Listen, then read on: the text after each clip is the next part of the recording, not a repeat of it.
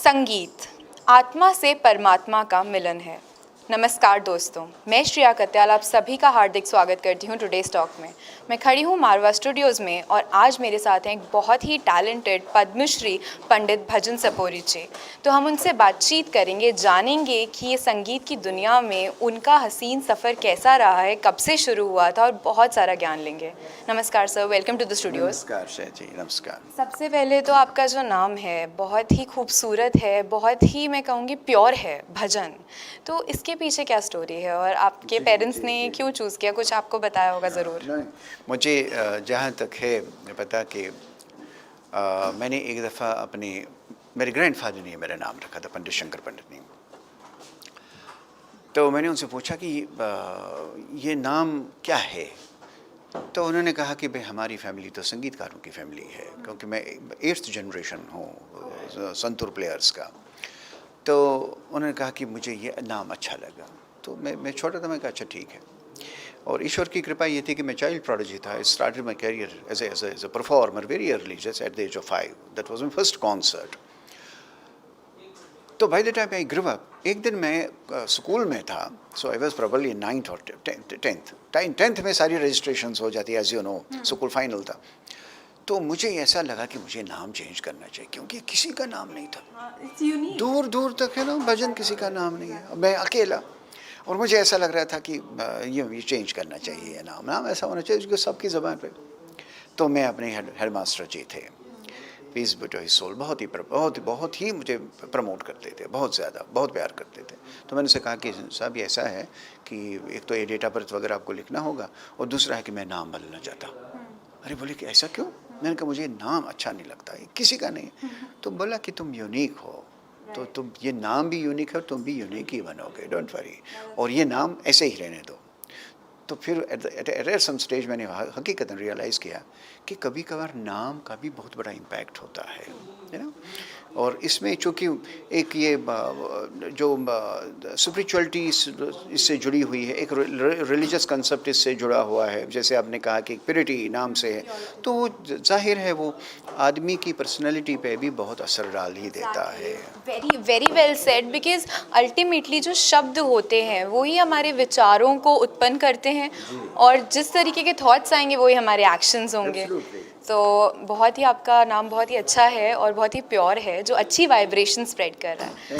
Coming on to your journey in the music world, how did it begin? कब से शुरुआत हुई? आपने बताया 5 साल से आपने शुरू किया, बचपन से ही। तो शुरुआत कैसी रही, क्या आपने ट्रेनिंग ली और किस तरीके का सफ़र रहा है? थोड़ा सा हमें ब्रीफ में बताइए। मैं बता दूंगा आपको कि मेरी पहली तालीम जो मेरे दादा से हुई है, और वो मेरे साथ लगभग 8 साल तक मुझे तरबियत उनकी थी। उसके बाद फिर मेरे फादर तो खैर घर में तो चूँकि यही माहौल था, और संतूर उस वक्त कोई नहीं बजाता था। संतूर सूफियाना घराने में था, सूफी ट्रेडिशन बजता था, लेकिन क्लासिकल में पहला आदमी था जिसको क्लासिकल बताया गया और जो क्लासिकल बजा रहा था।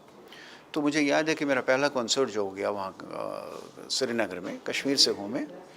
तो वहाँ एक ही ऑडिटोरियम था, नीडोस होटल था, होटल का ऑडिटोरियम था, which has had the capacity of around 350 और 400 पीपल। तो मेरा वहाँ रिसाइटल रखा गया, बाकी और भी वहाँ थे सीनियर मेरे फादर के डिसाइपल, उनका गाना बजाना था। तो मेरा 5-6 मिनट का एक रिसाइटल था। It was 5, I was just 5 that time. हाँ, तो वहाँ से शुरुआत हो गई। और जब मेरा रिसाइटल सब ने सुना तो उन्होंने कहा कि पहली दफ़ा क्लासिकल शास्त्रीय संगीत संतूर पर सुना नहीं। देन स्टेट स्टार्टेड प्रमोटिंग मी। उसमें ये हो गया कि वहाँ Srinagar station all India radio का जो था, तो उन्होंने बच्चों के प्रोग्राम में मुझे बुलाया 54 में। तो मैं एज अ चाइल्ड चला गया वहाँ, तो उनके चिल्ड्रंस प्रोग्राम में बजाने। और इनफैक्ट रेडियो से भी मेरा वास्ता आप समझे कि बचपन से ही रहा है। और मैं उनके बच्चों के प्रोग्राम में आया, फिर उनके यूथ प्रोग्राम में आया, और उसके बाद then I joined in 74 I join All India Radio as the youngest producer of All India Radio. मैं बहुत छोटा था जब मुझे उन्होंने हायर किया, उस वक्त स्टाफ पे आ गया। And I remained in all India radio for 30 years till I became the DD all India radio. फिर मैंने छोड़ दिया था दैट जॉब। लेकिन उस वक्त जो स्थितियाँ थी, जो सर्कमस्टांसेस थे, वो हकीकतन इतना फेवरेट नहीं रहती थी, हाँ, very very difficult, very very difficult, क्योंकि आपको सिर्फ अपना खुद ही सब कुछ करना पड़ता था। कोई प्रमोशन का ज़रिया नहीं था, कोई पब्लिसिटी का ज़रिया नहीं था, और आपको जो प्रोसेस थी इतनी हार्ड थी कि आपकी मंजिल कभी मिलेगी भी या उस राह पे ठीक से चलेंगे भी, तो ये भी किसी को पता नहीं था। मगर कहते हैं ना कि जो नदी होती है वो पत्थरों में से भी अपना रास्ता बना ही लेती है। तो कलाकार जिसके पास भगवान का ये आशीर्वाद है, अगर वो चाहता है तो वो नहीं छुपा सकता अपनी कला को, वो तो है। और दुनिया से छुप ही नहीं सकती basically. So you were God gifted and you were blessed to inspire people and entertain them. और कश्मीर से हैं आप, तो वहाँ का तो माहौल ही सूफियाना है, वहाँ की वाइब्रेशंस ही ऐसी हैं। Very very positive, no doubt about it, no doubt. Sir, coming on to my next question, that is that जब एक आर्टिस्ट है, एक म्यूजिशियन है या कोई भी सिंगर भी है, तो किस तरीके का एटमॉस्फेयर और क्या चीज़ें उसको इफ़ेक्ट करती हैं to get that progress in the singing and the art? तो what are those factors which an artist should keep in mind, या फिर उसको इन्वायरमेंट वैसा चाहिए हो, वो क्या चीज़ें हैं, वो क्या बेसिक्स हैं जो एक आर्टिस्ट को इफ़ेक्ट करते हैं? देखिए, दो चीज़ें हैं हमारे यहाँ जो शैलियाँ बनी हुई हैं, एक तो क्लासिकल शैली है, एक फोक है, एक लाइट है।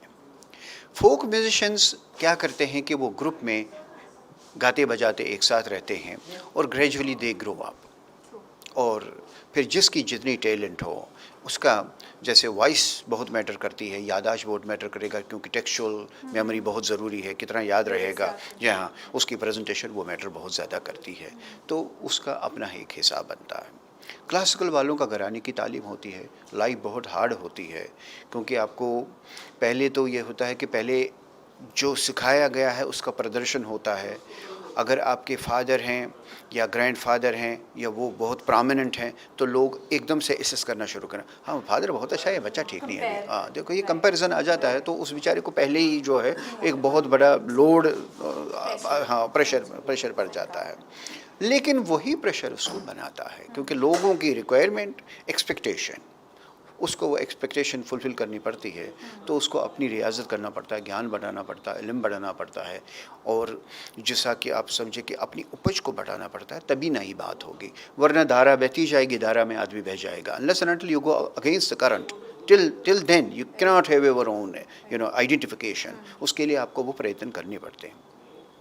लाइट म्यूज़िक का ये होता है कि लाइट म्यूज़िक की दुनिया बहुत शॉर्ट लिव्ड दुनिया है, और इसकी पर्टिकुलर एज ग्रुप होता है कि अगर आप 20s में स्ट्राइक कर गए तो आपका आगे भविष्य बहुत अच्छा है, अगर आप नहीं स्ट्राइक कर गए तो भविष्य उतना उज्जवल नहीं रहता है, क्योंकि वॉइस में हेवीनेस आएगी, या आपकी प्रेजेंटेशन में फ्रस्ट्रेशंस छल जग जाती हैं कि अरे पिछले 10 साल से कुछ नहीं हो रहा है, अब क्या होगा, ये हो जाता है। क्योंकि जो गाना लाइट म्यूजिशियन गाता है, ख़ास तौर पर ये जो फिल्म से रिलेटेड है, वो गाना सुना सुना हुआ होता है, लोग जो ही सुनते हैं तो वो एकदम से कंपेयर करना शुरू कर देते हैं, गाता तो अच्छा है लेकिन कहाँ वो, कहाँ, अरे यार कहाँ क्या, उसका गाने तो दो, हाँ।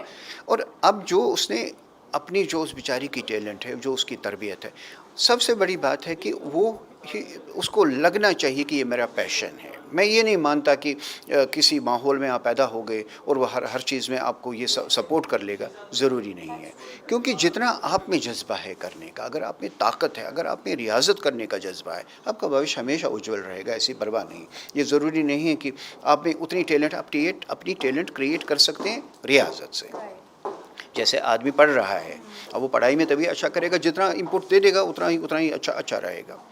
तो इसमें उस दौरान आपको करना पड़ता है कि आपने अपनी टैलेंट को तराशा, अपनी टैलेंट का एक पर्टिकुलर फील्ड डिसाइड किया कि मुझे गज़ल गानी है, ना मुझे फिल्म सॉन्ग्स गाना है, ना मुझे कुछ और ठुमरी दादरा गाना है, या क्या करना है, तो उस हिसाब से उनकी तालीम होगी, क्योंकि उसके बगैर, तालीम के बगैर बात नहीं बनती। Everybody can not sing everything, they have to choose, definitely. अब जैसे अभी हमारी फिल्म सिंगर्स हैं, अब उनको बोलेंगे कि भाई ठुमरी दादरा आप गाओ, तो वो नहीं गा पाते, अब ठुमरी सुनी सुनी ठुमरी हो तो वो तो चलो वो निभा देंगे, लेकिन जो ठुमरी की अपनी रिक्वायरमेंट है, जो उसकी अपनी बारीकियाँ हैं, जो बढ़त है, तो बढ़त तो जब तक कि आपका ज्ञान नहीं होगा तब तक नहीं, जब तालीम होगी तब तक नहीं होगा। जितने भी हमारे सिंगर्स हैं जो अच्छे अच्छे रहे हैं, जैसे लता जी रही हैं, आशा जी रही हैं, रफ़ी साहब रहे हैं, या अभी के भी हैं जैसे सोनू निगम है, I place him number 1 in the country, क्योंकि उसने बहुत मेहनत उस बच्चे ने की है। क्योंकि मैं लॉन्ग बैक जब वो बहुत ही छोटा था तो मैंने एक दो गाने उनके किए थे, मैंने तभी बताया था, मैं आप में बहुत talent, you are doing very well, keep it up. आज टीचर्स डे भी है, तो मैं चाहूँगी कि एस्पायरिंग सिंगर्स के लिए आप एक छोटा सा मैसेज दें और उन्हें इंस्पायर करें। देखिए, जहाँ तक कि टीचर्स डे का ताल्लुक़ है और हमारे जीवन का बहुत ही अहम हिस्सा है। हम उस संस्कार से अलहदा नहीं हो सकते कि जहाँ गुरु शिष्य परंपरा का है, चाहे वो घर वाला हो या घर से बाहर हो। और हम हमेशा ही अपने उस्तादों का सजदा करते हैं, उनकी इज़्ज़त करते हैं, और करनी भी चाहिए। चूँकि जितनी आप अपने उस्तादों की इज़्ज़त करेंगे, उतना ही आपकी पर्सनैलिटी में तराश आना शुरू हो जाएगा, और ज्ञान जो अपना उस्ताद है वो आपसे शेयर करेगा, चाहे वो एकेडमिक्स में हो, चाहे किसी भी शैली का हो। जब उसको लगता है कि ये बच्चा बहुत ही हम्बल है, ये बच्चा बहुत ही उपज वाला है, क्रिएटिविटी है इसमें डिवोशन है, डेडिकेशन है, वो अपनी तालीम जितनी भी होगी वो उस बच्चे तक पहुंचा देगा। तो यही हमारी गुरु शिष्य परंपरा है। मैं सभी बच्चों से यही रिक्वेस्ट कर लूँगा कि अपने अपने उस्तादों का जो शैली है, जहाँ से भी आप जुड़े हुए हैं, उनकी इज़्ज़त करें, और जितना भी ज़्यादा से ज़्यादा इल्म पॉसिबल हो वो आप ग्रहण करें। Thank you, sir. Thanks for sharing your journey with us, inspiring us and blessing us. Happy Teachers Day. Thank you. तो आप लोगों ने देखा कि ज्ञान एक कमोडिटी नहीं है जो खरीदी जा सके। पूरी श्रद्धा से सिर्फ इसे कमाया जा सकता है अपने गुरु से। ये सब बातें अपने ध्यान में रखिए और अपनी ज़िंदगी में उतारिए।